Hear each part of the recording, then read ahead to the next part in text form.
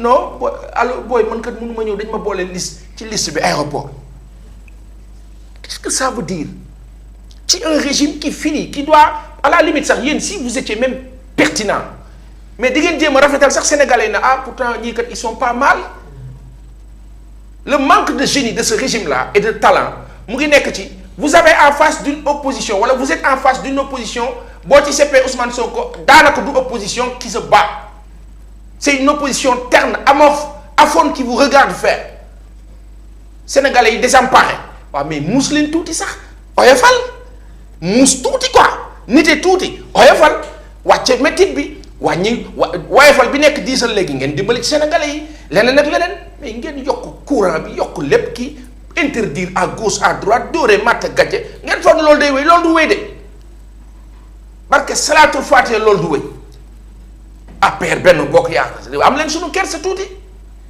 ñi ngeen jàpp te tegu leen ko fenn xam lu ñuy sàkku ci grève de la faim dañu ne nañ leen juger wax leen ne leen lii la ñu def wala leen toppee loolu xamala la réewande d'état la ça s'appelle réewande d'état maanaam maa yor état lu ma neex def dama la fay teg heure bu ma neex quoi après je m'en fous loolu réewande la mais parce que les Sénégalais ñun nous acceptons qu'on nous malmène qu'on nous maltraite aucun respect président Macky Sall à la différence de cette opposition à un certain moment bu si nekkoon moom dina ko dénoncer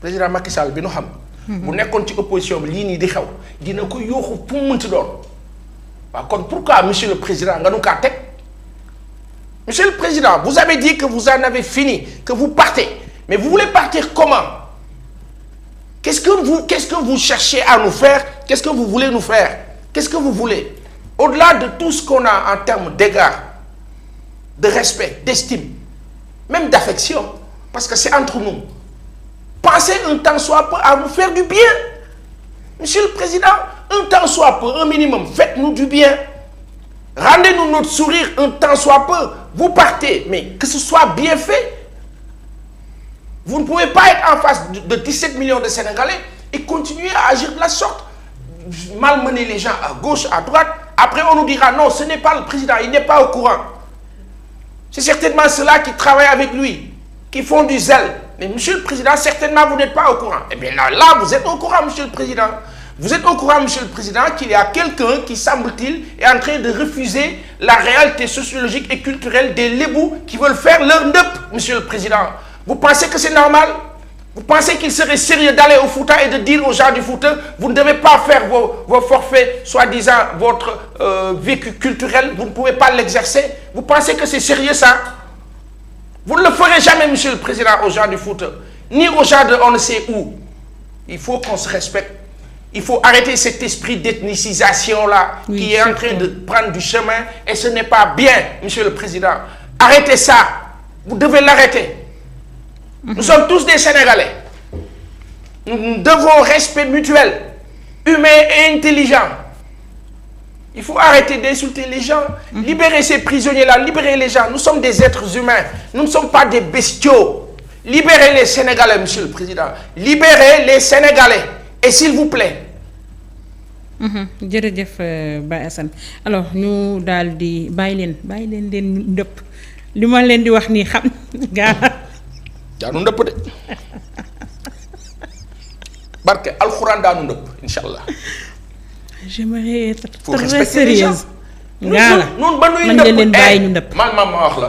ay ca baax na maa yëngal ay rab. ba nuy ndëpp ñi ñu ci ñii yéen judduwu leen ak ka amanti doon ba nuy ndëpp judduwu leen monsieur le préfet nous vous respectons énormément nous vous aimons même. Mais vous n'avez pas le droit de nous refuser nos réalités socioculturelles. Non, vous n'avez aucun droit dessus. C'est pas votre appartenance, c'est la nôtre. Respectez-nous. dañuy ndëpp de fii la ñu dëkk nag dañuy ndëpp. man la de kenn tooñu leen man mii maa leen tooñ man mii maa ko dugal ci wax ji alors ñu daal di dem ci leen bàyyi leen ñu ndëpp nag wax dëgg yàlla ngaa la am nga ci soxna man samay xarit lañ. man maa far ci lébu yi samay xarit lañ alors recours portant sur le refus de délivrance de la fiche de parrainage le juge donne raison à Sonko et le déboute maanaam dafa rejeter li nga xamante ne requête bi nga xam ni ay avocat am bëggoon nañ ko ginnaaw bi nga xam ni DGE lànk na koo jox lii di fiche de parrainage Baye Assane ban jàpp kii koor oui defe naa fii laa toogoon ma ne la le problème de Ousmane Sonko est loin d'être judiciaire. On fait du juridisme 24 heures sur 24. Les spécialistes du droit sont les plus visibles actuellement sur nos chaînes de télé et supports médias, à juste titre et raison. C'est normal. Ce sont les spécialistes. Mais ça va, tous niébé. Vous avez affaire à quelqu'un qui se dit... Ismaël Madior Fall, c'est le garde des Sceaux. Il a dit, dans une politique, il a dit qu'il faut bien. Qu'est-ce que vous voulez? Pourquoi on perd du temps? Taïdini, on parle de Marème Diop Gueye. Di ko tagg. Rafet na macha allah jigéen la de. Parce que yàlla rek a fi ne. Même sax mbir mi boo ci mënul dara sax. mais wax dëgg te yàlla tax. kese après le reste voilà. au moins boo tëddee nelaw xam ni wax nga dëgg te yàlla tax mais di teg xel teg diil teg ki boo yeggee xool sa njaboot. tëju sa biir néeg rus na papa lan la non dama xaw sonn rek fekk yaa ngi bëgg a dee ndax gàcca ndax lu bon lu la def loo nga nangu ko ci ñàkk fayda ci ñàkk fulla ñàkk personnalité ñàkk classe ñàkk jom parce que ngaa la doomi aadama ni yow am papa ak yaay doo ma def loolu bon ma di ko def justice nag moom justice la ñoo xam ne ñuy doxalee seen ay mbir ñoo xam nu noo doxee ñoom dañu am yoon dañu am règle noo xam lu tax nu def wala nu ban a def waaye dama la ni problème bi du problème justice problème politique la sëñ bi dégg nga wax du problème mu justice d'accord dañ ko see dugal waaye du problème politique la.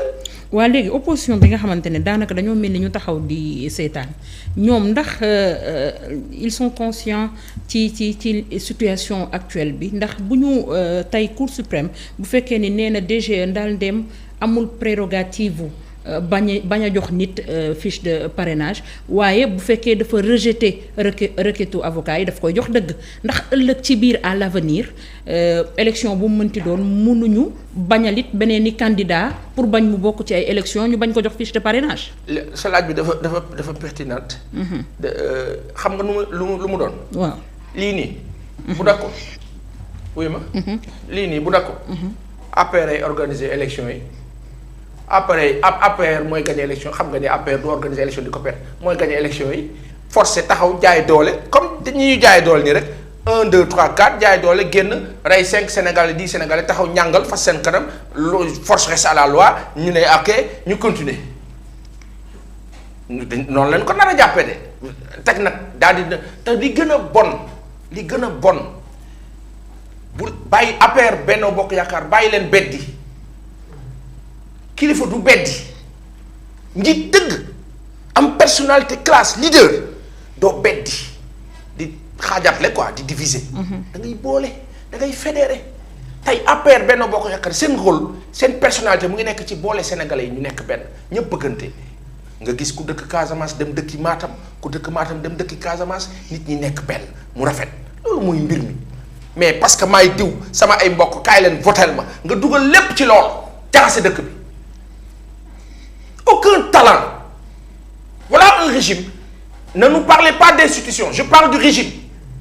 Parce que dans les institutions, vous ne respectez pas les institutions. On ne parle pas d'institutions. Parce que les institutions, ceux-là qui doivent les respecter, c'est ceux-là qui les incarnent. Par des actes et faits, vous parvenez à manquer de respect à ces institutions vous-même. Et ensuite faire de la forfaiture sans cesse et dire aux gens, oui, vous ne respectez pas. Je parle du régime. Le régime, c'est le style. Le top management, APR Benno Bokk Yaakaar, fourage tous ñebe amuñu talent. Parce que boo amoon talent doo jël 5 trophées continentaux ci benn at ci 365 jours. Brésil sax musu ko def. te yow sa jeunesse la jeunesse qui adore le foot faalewu la mu ngi jël gaal di dem di dee mu ngi def leneen ak leneen ak leneen yow ban talent nga am ban xam-xam nga am. ban xam-xam nga am APR Benno Bokk Yaakaar. Quel génie vous avez? Vous avez les jeunes qui sont là, Parti socialiste, loolu leen mënti reprocher sëñ bi Parti socialiste. ndaw si ñu indil machine café nu mu tudd. Fatou Ciss et son mari monsieur Guèye. Fatou Ciss et son mari. monsieur Guèye. monsieur Guèye. waaw kon madame Guèye. waaw madame Guèye. waaw monsieur et madame Guèye. Nous on adore le café express. ay. ginnaaw nag danoo waaj ba sonn pour teg fi machine. ngeen indil ñu machine à café. ni machine à café bi di seddee xol yàlla na seen xol seddee noonu. monsieur et madame Guèye barke Salaatu Faatiha ak alxuraan barke Seydina Muhammad sallallahu alayhi wa sallam. amiin amiin merci. yàlla na ko yàlla defal. merci énormément. yàlla na yàlla yokk. waaye dañuy wax koor dañuy wax ngaala. ngir jëmmi Seydina Muhammad sallallahu alayhi wa sallam. APR seet leen yàlla. wala boog président Macky Sall ma ñaan la ngir jëmmi Seydina Muhammad sallallahu alayhi wa sallam président parce que en disant APR aussi kaa si waxal dal naan mais xam nga du man xam nga du ñun xam nga rek ko munuñ ci dara quoi président kon apparemment ñëpp yow lu ñu joxoñ président Sall te affaire bi ci méttiwul ba libérer Sénégalais yi ci lépp libérer justice bi libérer armée bi libérer ñëpp bàyyi ñëpp ñu souffler monsieur le président parce que ñëpp benn crainte la ñu am sa pouvoir de signature ay bu dul woon signature ba président li ñu lay wax ni bala nga kaa xam bis bi ngaa def passation de service ci kàttanu yàlla sore na sax élection yeeg jàmm incha allah yàlla ñu yàlla may fekk tal bis bu 18h jotee 19h tendance bi changé ci ngay xam ne ci pouvoir de signature du dara monsieur le président temps la rek benn app la Gamal Abdel Nasser ca Égypte. moo nangu canal de Suez daal di koy def moomeel mu la yëfi Égypte te wax na dëgg addunay bato di fa jaar ci Méditerranée ba di wër diggante Pacifique foofu muy jur njëriñ lu bari pour Égypte ana Gamal nekkatu fi monsieur le président ce sera toujours comme ça waaw ginnaaw fii da nga fiy jóge te dem vers l'éternité président fi nga jëm dafa sore yàlla na yéex te rafet yàlla bu dara ñaaw waaye nag monsieur le président ni ñu lay yéenee lu baax di la ko ñaanal nag mais delloo nu ko nag mais président Sall yow yaa wax mbiru Firawna ak la ca des yaa ko wax ñëpp dégg pourquoi vous agissez de la sorte monsieur le président pourquoi vous semblez en vouloir à tout le monde vous semblez en avoir contre nous quel est le problème. ah kon moom dafa dund mbirum Firawna ak Moussa. ah il a vécu il a dit. ba daan ko wax. oui monsieur le président dites-nous si nous autres Sénégalais on vous a fait quelque chose. Finalement. Dites-le nous. film bi ñëwaat ñu changer acteurs yi wala. film bi moo ñëwaat ñu changer acteurs yi wala man maa comprendre. certainement. certainement. d'accord ayca certainement mais je dis parce qu'à un moment donné quand c'est pas clair. Il faut qu'on pose des questions. Monsieur le président, est-ce que vous en voulez aux Sénégalais? Parce qu'ils ne sont plus, semble-t-il, avec vous. C'est peut-être cette colère, je ne pense pas. Parce que monsieur le président, vous dépassez cela de loin. Vous n'êtes pas n'importe qui, monsieur le président Sall. Vous êtes le premier des Sénégalais. Vous avez été élu en 2012 à près ou plus de 65%. 65% au second tour. Tout le monde a rallié, monsieur le président. La première erreur que vous avez commise, c'est de vouloir réduire l'opposition à sa plus petite expression. Aujourd'hui, hélas, c'est triste de le dire. Le constat fait, c'est que c'est APR Benno Bokk Yakaar qui s'est réduit à néant. Même pas à la plus petite expression, mais à néant. La réalité, elle est en face, il faut l'accepter. 90% des Sénégalais, dans leur plus grande majorité, ils ne sont plus avec vous, monsieur le président. C'est la réalité. Ne m'en voulez pas. C'est la réalité. Il faut l'accepter. Dieu est le Tout-Puissant. Il accepte même qu'il existe dans son monde qu'il a créé des athées. Des gens qui disent, qui osent regarder Dieu lui dire, je ne crois pas en toi. Massa kenen kenen. Si Dieu accepte qu'il, dans sa miséricorde, qu'il puisse exister des athées, monsieur le président, vous devez accepter que des Sénégalais ne soient pas d'accord avec vous. Pourquoi nous en vouloir? Certainement, vous me direz, monsieur le président, non, c'est pas que j'en veux à qui que ce soit ou à quiconque. C'est juste que, voilà, vous n'êtes pas satisfait peut-être parce que vous aviez envie de trop bien faire pour nous, certainement.